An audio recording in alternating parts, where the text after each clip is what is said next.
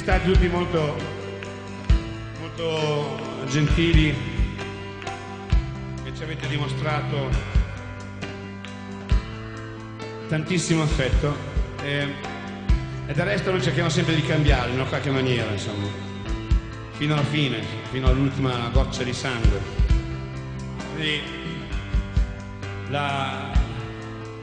a me piacerebbe cantare tutte le canzoni per accontentare tutti, per fare in modo che ognuno vada a casa con la sua preferita, però è difficile, è quasi impossibile. Quando non si canta una canzone da un bel po' di tempo, dopo non si ricorda più le parole, è molto difficile, bisogna stare lì ancora un'altra volta a fare le prove e ricordarle.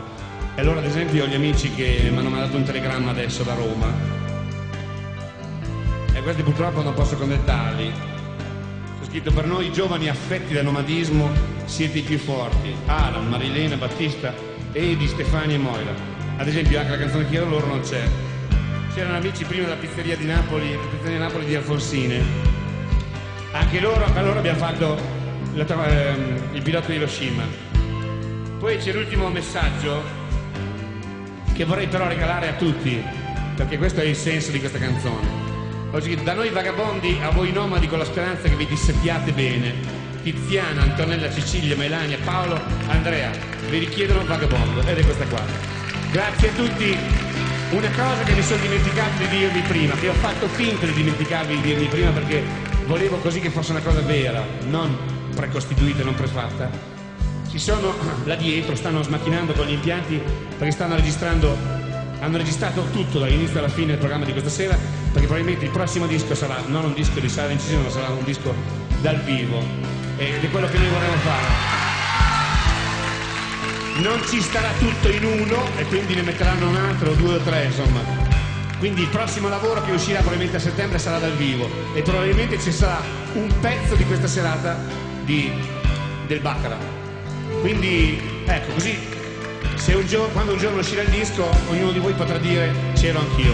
È un cosino piccolino, però grazie a tutti, sempre nomadi.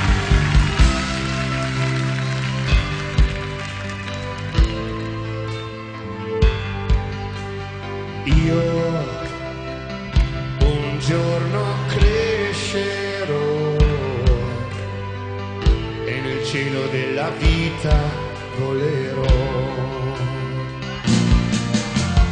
ma un bimbo che ne sa, San Barzula non può essere l'età.